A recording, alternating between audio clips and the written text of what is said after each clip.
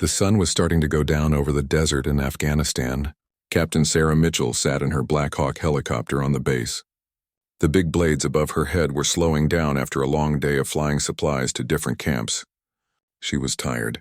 Her back hurt from sitting in the pilot seat for hours. All she wanted was to get some food and rest. Sarah was 29 years old. She had short brown hair that she kept tied back in a tight bun. Her green flight suit had patches on the shoulders showing she was a helicopter pilot. She had been flying in Afghanistan for 6 months now. Every day was the same. Wake up early, fly missions, try not to think too much about the dangers, and go to sleep. Then do it all again the next day. Next to her in the cockpit sat Lieutenant Jake Torres. He was her co-pilot. Jake was younger than Sarah, only 24. He had joined the Army right after college. This was his first time in a war zone. He looked up to Sarah. She had taught him a lot about flying in combat. Jake was checking the instruments and writing down numbers on a clipboard. This was the boring part of their job, but it had to be done after every flight. Behind them in the cargo area of the helicopter, Sergeant Marcus Webb was cleaning up. He was the crew chief. His job was to take care of the helicopter and help during missions. Marcus was a big man with strong arms from lifting heavy equipment every day. He had been in the Army for 12 years. He knew helicopters better than anyone Sarah had ever met. Marcus was wiping down the seats and making sure everything was in its place for tomorrow. The radio suddenly came to life with a loud crackling sound. Sarah had been about to take off her helmet. She stopped and listened. A voice came through, fast and urgent. It was the operations center at the base. They needed a medical evacuation helicopter right away. A group of Marines was in trouble. They had been attacked. 3 men were badly wounded. They needed help now. Sarah felt her heart start to beat faster. She looked at Jake. He had heard it too. His eyes were wide. Medical evacuations were the most dangerous missions. They had to fly into places where fighting was happening. The enemy knew helicopters were coming to get wounded soldiers. They would be waiting with guns and rockets. The voice on the radio gave them more information. The Marines were in the Sangin Valley, about 7 miles north of the base. Taliban fighters had ambushed them. The Marines were stuck in a bad position. Enemy fighters were shooting at them from higher ground. The wounded men needed to get to a hospital fast or they would die. Sarah pressed the button on her radio. She told the operations center they would take the mission. Her voice was calm and steady even though her mind was racing. Jake started the process of getting the helicopter ready to fly again. His hands moved quickly over the switches and buttons. The engines began to spin up. The sound grew louder and louder until it was a deep roar. Marcus came forward from the back. He had heard everything on his headset. He looked at Sarah with concern in his eyes.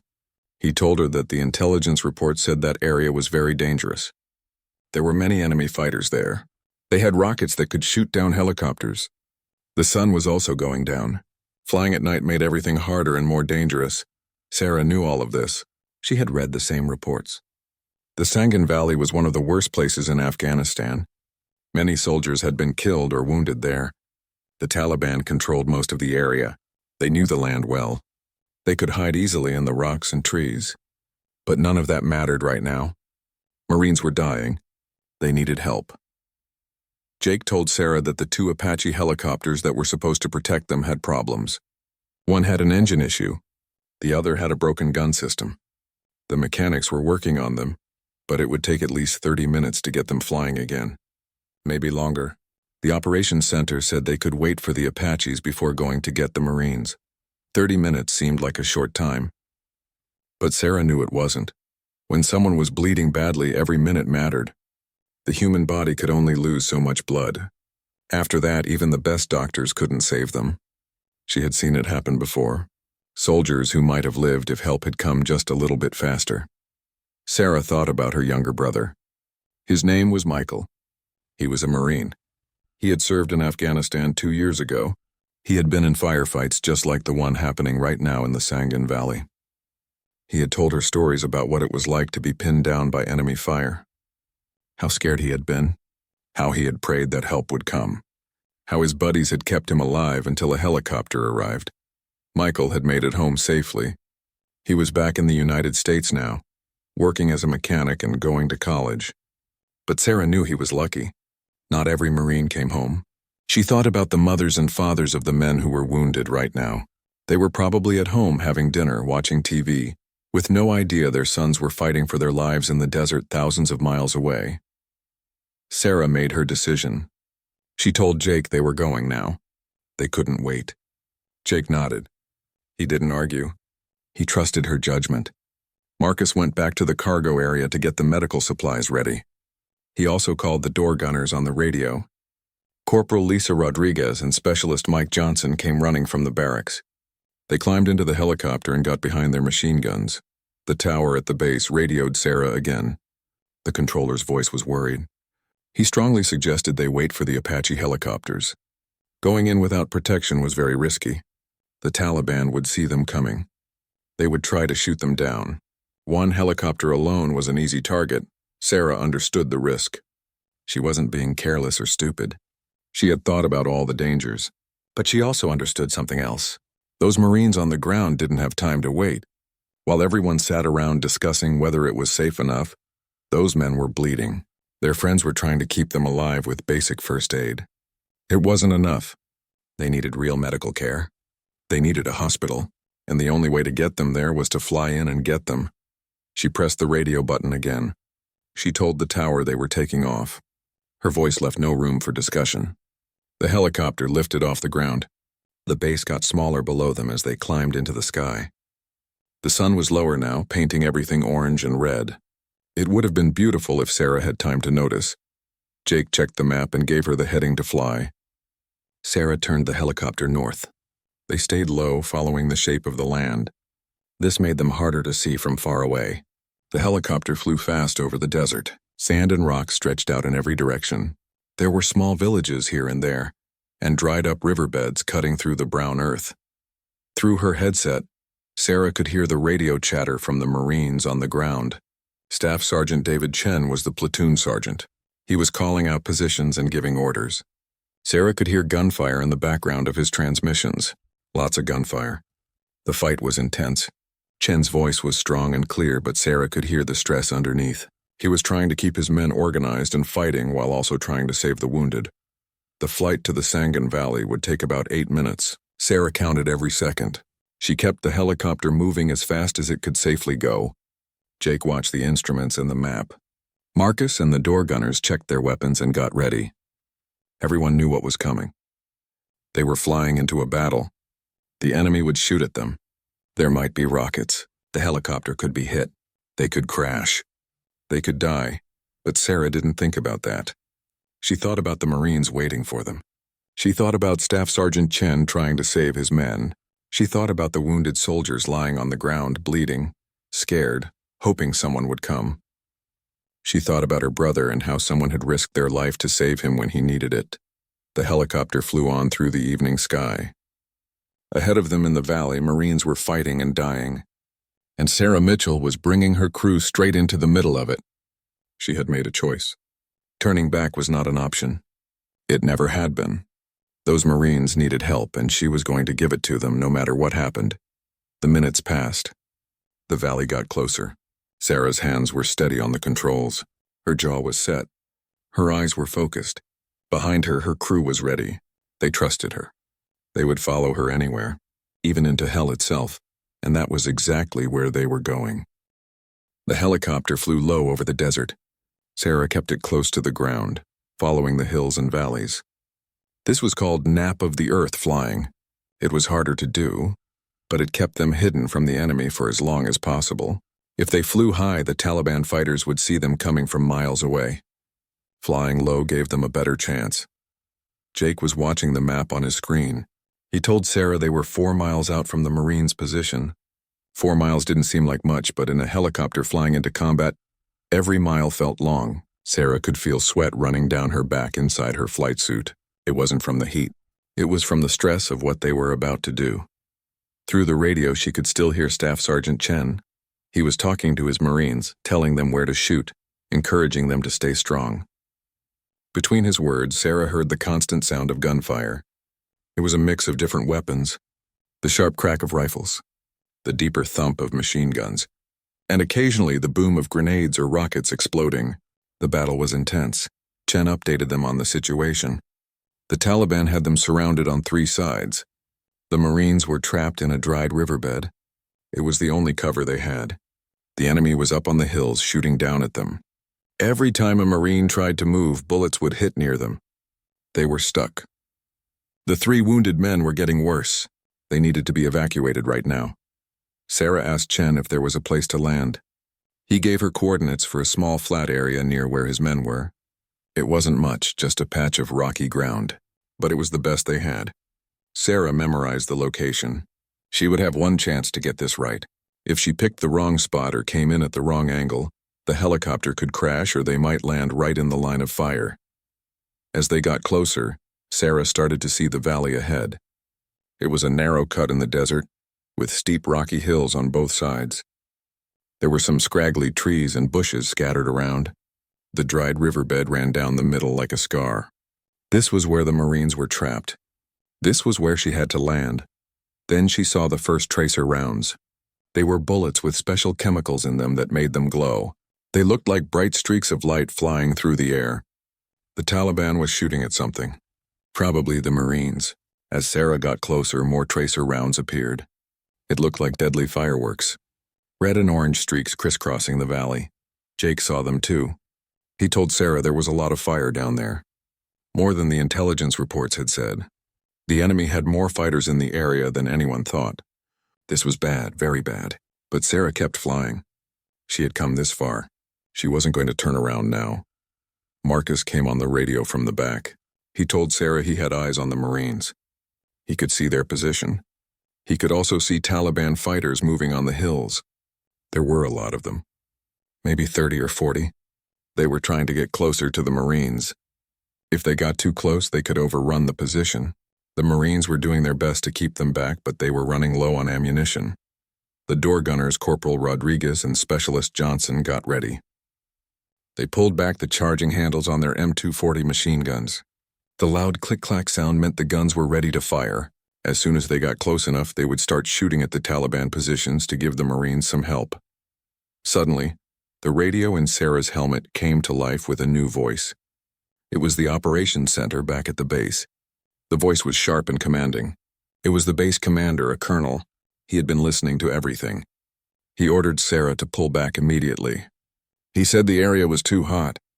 There were too many enemy fighters. Without the Apache helicopters to protect them, going in was suicide. He told her to return to base and wait for the Apaches to be ready. Sarah felt a flash of anger. She knew the colonel was sitting in a safe room at the base looking at computer screens. He wasn't here. He couldn't see what she was seeing. He couldn't hear the desperation in Staff Sergeant Chen's voice. He was making decisions based on rules and procedures, but rules and procedures didn't mean anything to the dying Marines in that riverbed. Jake looked at her. He didn't say anything. This was her decision to make. She was the aircraft commander. Whatever she decided, he would support her. But she could see in his eyes that he was scared. He was young. He had a fiancée back home. They were supposed to get married in 3 months. He had shown Sarah the pictures. His fiancée was pretty, with blonde hair and a bright smile. She was probably planning the wedding right now, picking out flowers and a cake with no idea that Jake was flying into a death trap. Sarah thought about Jake's fiancée. She thought about her own family, her parents, her brother Michael. If something happened to her, they would be devastated. Her mother would cry. Her father would blame himself for not stopping her from joining the army. Michael would feel guilty because he knew his service had inspired her. But then she thought about the Marines below. They had families too, parents who loved them, wives or girlfriends waiting for them. Maybe some had children, little kids who called them daddy. All those people were depending on Sarah right now, even though they didn't know it. If she turned back, those Marines might die. Could she live with that?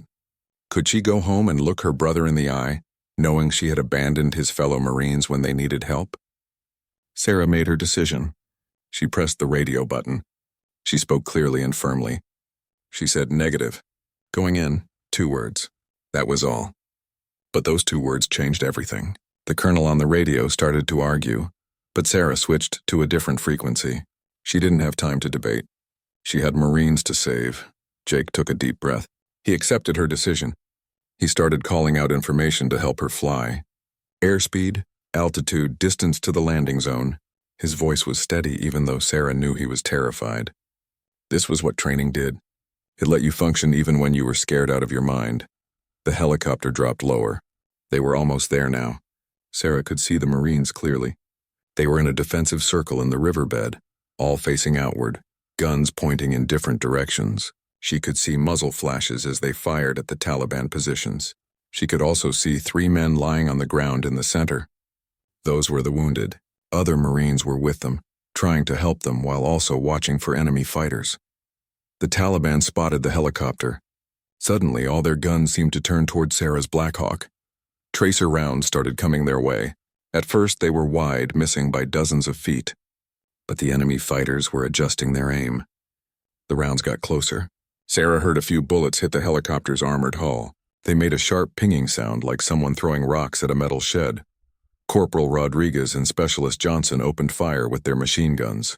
The big weapons roared. Hot brass shell casings flew through the cargo area. The tracers from their guns streaked out toward the Taliban positions. Sarah saw one enemy fighter drop. The door gunners were doing their job, trying to keep the Taliban's heads down so Sarah could land. But the Taliban had rockets, RPGs, rocket-propelled grenades. These were much more dangerous than bullets. One RPG could blow a helicopter out of the sky. Sarah saw the first one launch. It left a trail of white smoke as it flew toward them. It looked like it was coming in slow motion, but Sarah knew it was actually moving at hundreds of feet per second. She jerked the helicopter to the right. The RPG flew past them, missing by maybe 20 feet. It hit the ground behind them and exploded. The blast was loud enough to hear over the engine noise. Shrapnel rattled against the back of the helicopter. But they were still flying, still moving toward the Marines. Staff Sergeant Chen was on the radio. He was shouting now, competing with the gunfire around him. He told his men to get ready. The helicopter was coming in. They needed to move fast, get the wounded loaded, get everyone on board. They would only have seconds. Sarah lined up her approach. The landing zone was small, very small. There were rocks on one side and a steep drop on the other. She had to land perfectly in the middle. If she was off by even a few feet, the helicopter's tail could hit the rocks or the main wheels could slide into the drop.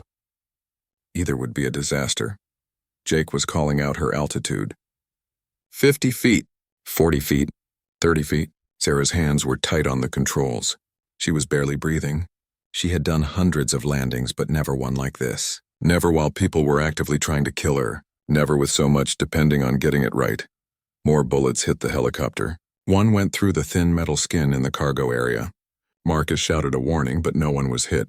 The bullet buried itself in a seat. Another RPG launched. This one came from a different direction. Sarah couldn't dodge. She was too close to the ground. Too committed to the landing. She just had to hope it missed. The RPG flew past the front of the helicopter. Sarah saw it go by.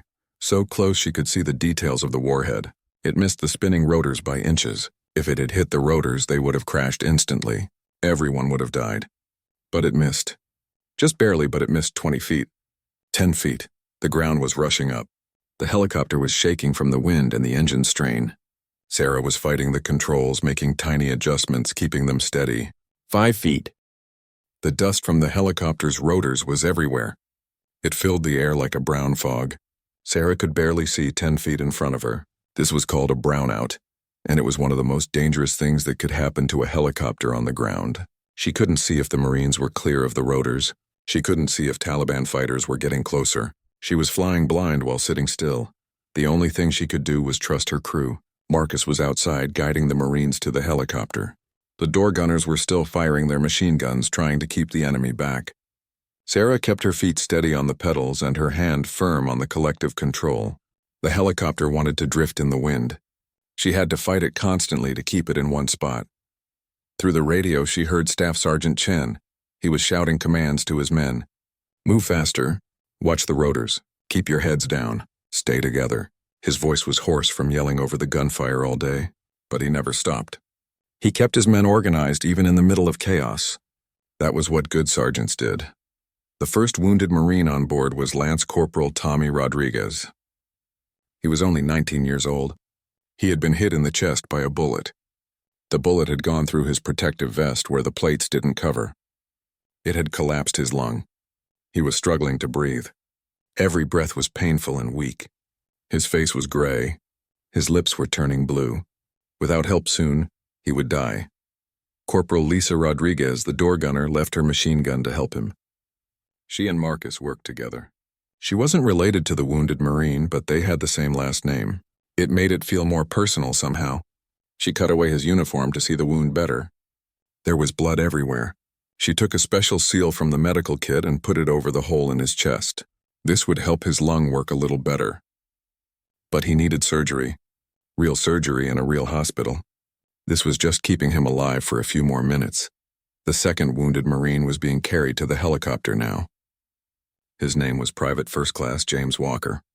He was 20 years old. He had stepped on an IED, an improvised explosive device buried in the ground. The blast had destroyed his left leg below the knee. The Marines had put a tourniquet on it, a tight strap that stopped the bleeding. But he had already lost a lot of blood. He was in and out of consciousness, moaning in pain. 2 Marines carried him on a stretcher. They were running through the storm of bullets. Sarah saw them through brief gaps in the dust cloud. They were so brave. They could have stayed in cover. It would have been safer. But they didn't hesitate. They ran through the danger to save their friend. One of the Marines carrying the stretcher stumbled on a rock but caught himself. They kept moving. Bullets were hitting closer to the helicopter now. Sarah heard them impact the metal skin. Ping, ping, ping. Like deadly rain, one bullet hit the window right next to her head. The window was made of special strong glass. The bullet didn't go through, but it left a spiderweb of cracks. Sarah flinched. She couldn't help it. But she kept the helicopter steady. Jake was watching the instrument panel. He called out warnings. They were taking fire from the left, from the right, from straight ahead. The Taliban had them surrounded. They were shooting from every direction. It was amazing that no one had been hit yet. But their luck couldn't last forever. Specialist Johnson, the other door gunner, was firing his machine gun in short bursts. He was picking his targets carefully. Every burst meant more ammunition used, and they only had so much. But he couldn't let the Taliban get too close. He saw a group of fighters trying to move down the hill toward them. He aimed and fired. The tracers reached out and found them. They scattered, looking for cover. Private Walker was loaded into the helicopter. Marcus and another Marine lifted him in. They placed him on the floor next to Lance Corporal Rodriguez. Now there were 2 dying young men in the helicopter. Corporal Rodriguez was trying to help both of them at the same time. She was checking Rodriguez's seal. She was making sure Walker's tourniquet was tight. She was talking to them, telling them they would be okay. She didn't know if that was true, but she said it anyway. They needed to hear it. The 3rd wounded Marine was Sergeant First Class Anthony Williams. He was 32 years old and had been in the Marines for 14 years. He was one of the senior men in the platoon. He had a wife and 2 daughters back home. The girls were 8 and 10. He carried their pictures in his helmet. During the ambush, he had been covering his squad's retreat. He had stayed in an exposed position, firing his rifle to keep the Taliban back while his men got to safety. That was when the RPG had exploded near him. Shrapnel had torn into his stomach and chest. He had severe internal bleeding. Staff Sergeant Chen was helping carry Sergeant Williams. Chen had wrapped Williams's wounds as best he could, but the bandages were already soaked with blood. Williams was conscious but weak. He knew he was badly hurt. He told Chen to leave him, to save the younger guys. Chen told him to shut up. They were all getting out. Nobody was being left behind. They started moving toward the helicopter. But then Sarah saw something that made her heart stop. Another RPG was being launched. She saw the flash from the hillside, saw the smoke trail. This one was aimed perfectly. It was coming straight at them. She couldn't move the helicopter. If she lifted off now, the Marines carrying Williams would be left behind. The rotor wash would blow them over. They might fall under the spinning blades. It would be a disaster. But if she stayed, the RPG would hit them. The helicopter would explode. Everyone would die. Time seemed to slow down. Sarah watched the RPG flying toward them. It looked small, but she knew it was deadly. Her mind was racing through options. There was nothing she could do. She was helpless. She had flown into this valley to save Marines, and now she was going to die here. They were all going to die, but the RPG didn't hit the helicopter. Instead, it hit the ground about 15 feet away. The explosion was enormous. A huge ball of fire and smoke. The blast wave hit the helicopter and rocked it violently. Sarah fought the controls to keep it from tipping over. The windows on the right side shattered. Glass flew everywhere. Jake threw his arm up to protect his face. He got cut on his hand, but it wasn't serious. The explosion also hit the Marines carrying Sergeant Williams. The blast knocked them down. They dropped the stretcher. Williams rolled off onto the ground. For a moment, Sarah thought they were all dead, but then she saw them moving. They were getting up. They were okay. Hurt and dazed, but alive. They grabbed Williams again and kept running. Marcus was waving frantically. He was shouting for them to hurry. The Taliban had seen the RPG hit near the helicopter. They thought they had damaged it. They were rushing forward, trying to finish them off. Dozens of fighters were coming down the hills. If they got close enough, it would be over. Specialist Johnson swung his machine gun toward the charging Taliban. He opened fire. The gun roared continuously now. He wasn't conserving ammunition anymore. This was a last stand. He had to keep them back. Corporal Rodriguez left the wounded men and grabbed her gun again. Both door gunners were firing as fast as they could. Staff Sergeant Chen and the other Marines reached the helicopter. They lifted Sergeant Williams into the cargo area. He cried out in pain as they moved him, but there was no time to be gentle. Marcus grabbed Williams and pulled him all the way in. Then he reached out and pulled the other Marines aboard too. The helicopter was full now. All 3 wounded men were on board, plus Staff Sergeant Chen and 2 other Marines who had helped carry the wounded. It was a tight fit. Everyone was crammed together, but they were all in. Chen looked at Marcus and nodded. Everyone was loaded. It was time to go. Marcus slapped the side of the helicopter twice. That was the signal. They were ready to take off. Sarah didn't need to be told twice. She pulled up on the collective control. The engines roared louder. The rotors bit into the air. The helicopter started to lift off the ground, but something was wrong. Sarah felt it immediately. The helicopter wasn't responding right. The controls felt strange, mushy, like there was a delay between what she commanded and what the helicopter did. Something had been damaged by the RPG blast. She didn't know what. But she could feel that something wasn't right. Warning lights started appearing on her instrument panel. Yellow lights. Red lights. They were lighting up like a Christmas tree. Jake was reading them out loud. Hydraulic pressure dropping. Tail rotor system fault. Engine temperature rising. The list went on and on. The helicopter was badly damaged. Sarah's mind was racing. She had trained for emergency situations. But this was worse than any training scenario. Multiple systems were failing at once.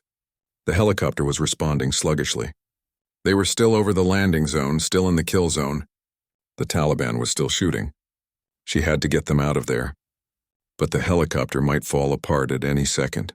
She made a decision. She would keep flying. She would push the damaged helicopter as hard as it would go. Maybe it would hold together. Maybe they would make it back to base. Or maybe they would crash. But they definitely would die if they stayed here. At least by flying, they had a chance. Sarah pulled harder on the collective. The helicopter climbed, but slowly, so slowly. She needed more power, but the engines were already at their limit. One engine was running too hot. The helicopter was dying. Sarah could feel it in every shudder, every vibration that shook through the controls and into her hands. The machine that had been her trusted partner for so many missions was falling apart piece by piece. But it was still flying. Somehow, impossibly, it was still in the air. Smoke was pouring from somewhere behind the cockpit. Sarah couldn't see exactly where. She didn't have time to look. All her attention was focused on keeping them airborne. The tail rotor, the small rotor at the back of the helicopter that kept them flying straight, was barely working. Without it functioning properly, the helicopter wanted to spin in circles like a top. Sarah had to use all her strength on the foot pedals to counteract the spin. Her legs were shaking from the effort. She had been pushing hard on the left pedal for 3 full minutes now. That might not sound like long, but when every muscle in your leg is flexed and straining, 3 minutes feels like an hour. Sweat was running down her face. Her flight suit was soaked. Some of it was sweat from the stress and effort. Some of it was sweat from fear. Because despite her calm exterior, Sarah was terrified. Jake was doing everything he could to help. He was managing the radio, talking to the base, telling them they were coming in with major damage and casualties. He was also watching the instruments and calling out problems as they appeared. The list kept growing. Hydraulic fluid was leaking. That was the special liquid that helped make the controls work. Without enough of it, the helicopter would become impossible to fly. One engine was running dangerously hot. The temperature gauge was in the red zone.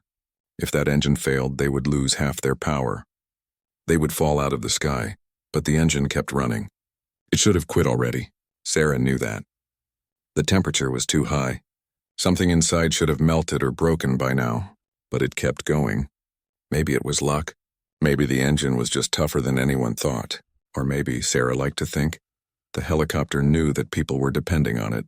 It was fighting just as hard as she was to get everyone home safely.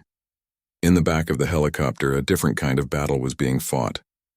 Corporal Lisa Rodriguez was fighting to save Lance Corporal Tommy Rodriguez's life. She was still doing chest compressions, pushing hard on his chest to make his heart beat. 30 compressions, 2 breaths. 30 more compressions, over and over. Her arms were getting tired. Her back was hurting, but she didn't stop. Marcus was helping her. He was managing the medical equipment. He had hooked up an IV, a tube going into Tommy's arm to give him fluids. His body had lost so much blood that he needed something to replace it. The fluid wouldn't work as well as actual blood, but it was better than nothing. It would buy them a little more time.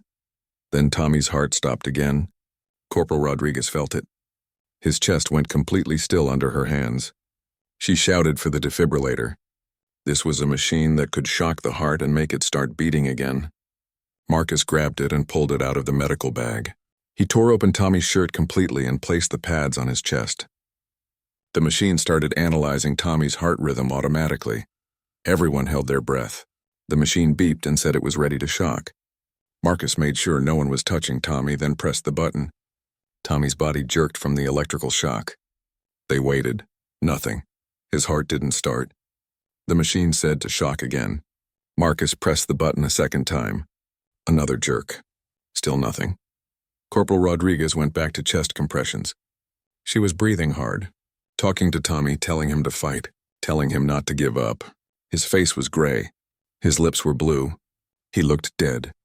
But she wouldn't accept that, not yet. Not while there was still anything she could do. Private First Class James Walker, the Marine with the destroyed leg, was drifting in and out of consciousness. Staff Sergeant Chen was with him, holding his hand, talking to him, trying to keep him awake and alert. Chen knew that if Walker fell asleep, he might not wake up. People who had lost a lot of blood sometimes just slipped away quietly. Chen wouldn't let that happen. He kept asking Walker questions. Where are you from? Do you have a girlfriend? What's your favorite food? Anything to keep him engaged and fighting. Walker's answers were getting weaker. He was mumbling, not making much sense. The tourniquet on his leg was still tight, still stopping the bleeding. But the damage was severe. He would lose the leg for sure. But that didn't matter right now. Right now, they just needed him to stay alive. Sergeant First Class Anthony Williams was the quietest of the 3 wounded men. He was conscious but weak. He had his hand pressed against his stomach, trying to hold in his insides. The shrapnel wounds had torn through his abdomen. He had internal bleeding that no amount of bandages could stop. He needed a surgeon cutting him open and fixing the damage from the inside. Every minute that passed without that surgery meant more blood lost, more damage done. One of the other Marines was with Williams. The Marine had taken off his own shirt and was using it to add more pressure to the wounds. Williams looked at him and tried to smile. He thanked him. The other Marine told him to save his energy. Williams shook his head slightly. He wanted to say something. He asked the Marine to tell his wife he loved her. To tell his daughters their daddy tried his best. The other Marine's eyes filled with tears. He told Williams to tell them himself when they got back. Williams just closed his eyes. Up in the cockpit, Sarah heard all of this through her headset. She heard Corporal Rodriguez begging Tommy to come back. She heard Staff Sergeant Chen trying to keep Walker awake. She heard Williams saying what might be his last words to his family. Each voice was a knife in her heart, but she couldn't let it break her focus. If she lost control of the helicopter for even a second, everyone would die. Not just the wounded. Everyone. Jake called out that they were 3 miles from base. 3 miles. Sarah did the math in her head. At their current speed, that was about 2 minutes. 120 seconds. Could Tommy's heart last that long without beating on its own? Could Walker stay conscious? Could Williams hold on? Could the helicopter stay in the air? Then a new warning light appeared. This one was red and flashing. The main rotor system was failing. The main rotors were the big blades above them that kept the helicopter in the air. If they failed, there was no recovery. They would drop like a rock. Sarah's blood turned to ice. She looked at the warning light, then at Jake. He saw it too. His face went pale, but they were so close. The base was right there. Sarah could see it in the distance. She could see the lights of the landing pad. She could see the people waiting for them. The medics with their ambulances and stretchers. The maintenance crews standing by to help. Safety was less than 2 miles away now. Sarah made a decision that went against every bit of training she had. The warning light was telling her the main rotors were damaged and might fail at any moment. Standard procedure was to land immediately when you got that warning. Find any flat piece of ground and put the helicopter down before it fell apart. But if Sarah landed now, in the middle of the desert, the wounded men would die before any help could reach them. She had come this far. She had risked everything to save them. She wasn't going to stop now. She ignored the warning light. She kept flying. She pushed the failing helicopter harder than it should be pushed. The vibrations got worse. The whole aircraft was shaking so badly that Sarah's vision was blurring. She could barely read the instruments.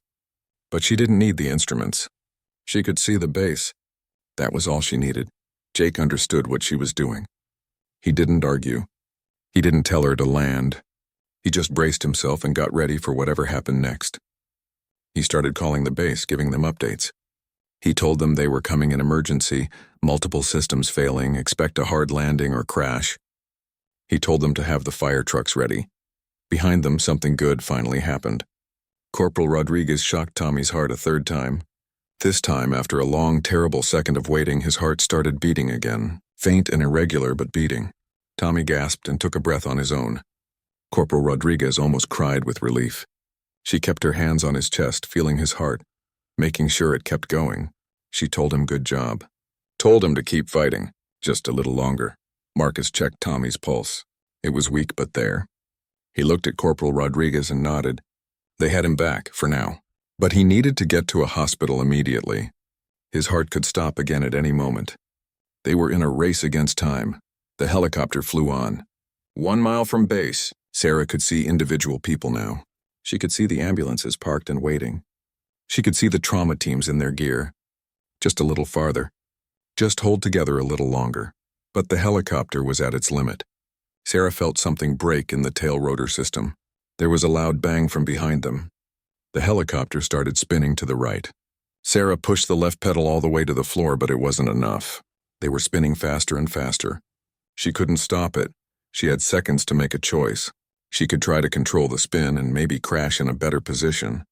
Or she could focus everything on just moving forward, accepting the spin but getting them to the base. She chose forward.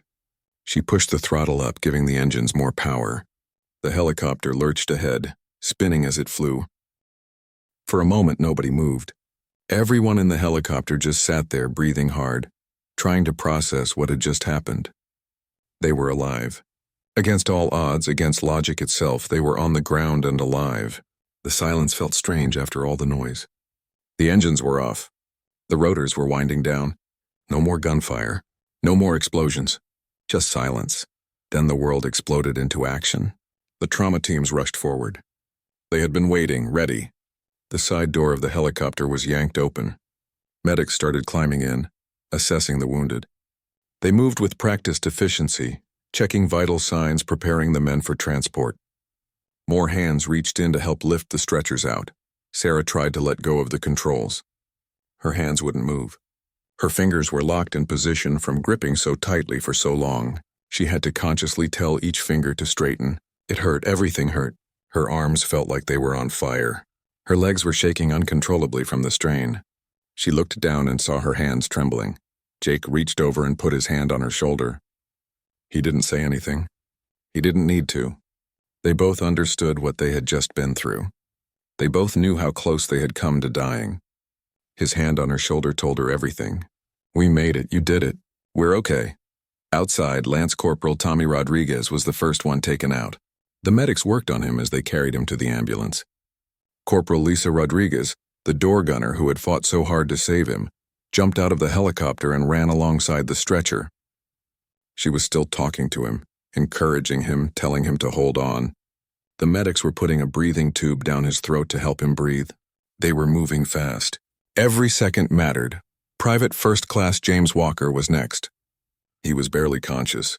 Staff Sergeant Chen climbed out with him, still holding his hand. A medic checked the tourniquet on Walker's ruined leg and nodded approval. It had been done correctly. That tourniquet had saved his life. Chen had saved his life. They lifted Walker into a second ambulance. Chen tried to get in with him, but the medics told him there wasn't room. They needed space to work. Chen stepped back reluctantly, watching the ambulance doors close. Sergeant First Class Anthony Williams was the last to come out. He was unconscious now. He had lost too much blood. The medics were moving urgently but carefully. They knew he was in critical condition. One wrong move could be the end. They had bags of blood ready in the ambulance. They would start transfusions immediately.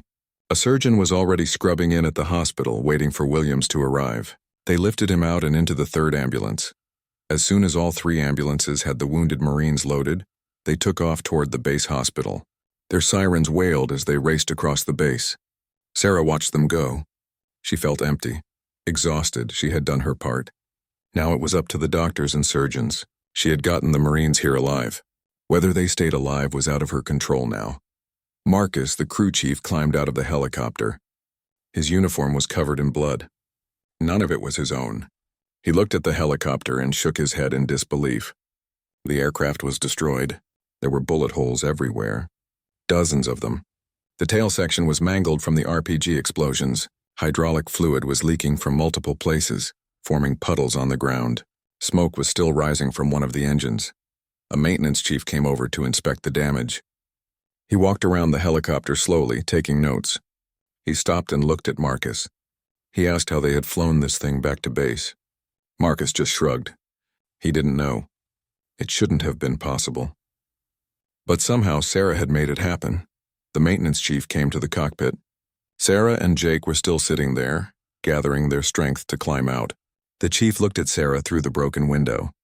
He told her this helicopter would never fly again. The damage was too extensive.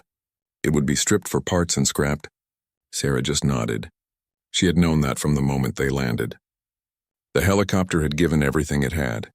It had completed its final mission. Sarah finally managed to climb out of her seat. Her legs almost gave out when she stood. Jake caught her arm and steadied her. They climbed down from the cockpit together. As soon as Sarah's feet touched the ground, she felt dizzy. The adrenaline that had been keeping her going was wearing off. Her body was crashing. Jake helped her sit down on the ground. Corporal Rodriguez and Specialist Johnson, the door gunners, came over. They were both okay physically. Some cuts and bruises, but nothing serious. Emotionally, though, they were shaken. They had seen things today that would stay with them forever.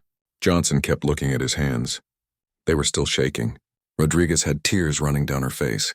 She was thinking about Lance Corporal Tommy Rodriguez, wondering if he would make it. Staff Sergeant Chen appeared. He had been to the hospital to check on his men. He came over to where Sarah was sitting. She started to stand up, but he told her to stay seated. He stood in front of her for a moment, looking at her. His eyes were red. His face was dirty and covered in dust. His uniform was torn and bloody. Then he saluted her. It was a slow, formal salute, full of respect and gratitude. Sarah, sitting on the ground exhausted, returned the salute as best she could. Chen dropped his salute and held out his hand. Sarah took it. He pulled her to her feet and then did something unexpected. He hugged her. Not a military hug, but a real one. A brother hugging his sister. A grateful man hugging the person who saved his Marines. When he stepped back, there were tears on his face. He told Sarah that she had saved his boys. 3 of his Marines were alive because of her. Because she had refused to turn back. Because she had flown into hell itself to get them. He would never forget what she did. His voice broke as he spoke. Sarah felt her own eyes filling with tears. She told him that anyone would have done the same thing. Chen shook his head. No, he said. Not anyone. Most people would have waited for backup. Waited for the Apache helicopters. Played it safe. But Sarah hadn't. She had made the hard choice. The brave choice. She had put those Marines' lives ahead of her own safety. That was something special. Other people were gathering around now. Other pilots who had heard what happened. Maintenance crews who had seen the destroyed helicopter. Officers from the command staff. The base commander, the colonel who had ordered Sarah to turn back, was there too. He came up to Sarah, his face was serious. For a moment, Sarah thought she might be in trouble. She had disobeyed a direct order. She had gone against the colonel's command. That was a serious thing in the military, but the colonel surprised her. He told her that she had made the right call. He had been wrong to order her back. He had been thinking about procedures and protocols. But Sarah had been thinking about the Marines who needed help. She had seen the bigger picture. He was proud of what she did. The next few hours passed in a blur. Sarah had to go to the hospital to be checked out. The doctors wanted to make sure she wasn't injured. They found some bruises and strained muscles, but nothing serious.